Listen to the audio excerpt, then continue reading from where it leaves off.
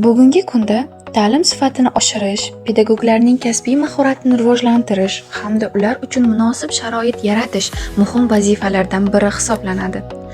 Shu maqsadda Samarqand viloyati Pedagogik mahorat markazida malaka oshirish kurslarida qatnashayotgan tinglovchilar uchun barcha qulayliklarga ega turar joy tashkil etilgan.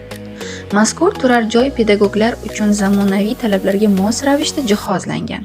Bu yerda tinglovchilar o'qish jarayonidan tashqari vaqtlarini mazmunli o'tkazishlari, dam olishlari va yangi bilimlarni samarali o'zlashtirishlari uchun barcha zarur sharoitlar yaratilgan. Turar joy xonalari shinam, yorug' va ozoda bo'lib, zamonaviy mebel va maishiy jihozlar bilan ta'minlangan. Har bir xona pedagoglarning qulay yashashi uchun mo'ljallangan bo'lib, unda yotoq o'rinlari, shkaflar hamda zarur jihozlar mavjud. Shuningdek, bu yerda sanitariya, gigiyena talablariga to'liq javob beradigan sharoitlar yaratilgan. Tozalik va tartib doimiy ravishda nazorat qilinadi. Tinglovchilar uchun umumiy foydalanish joylari, dam olish hududlari ham tashkil etilgan.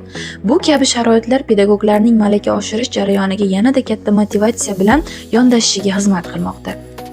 Turar joyda yashayotgan tinglovchilar o'zaro tajriba almashib, kasbiy rivojlanish yo'lida yangi g'oyalar va bilimlar bilan boyib bormoqda.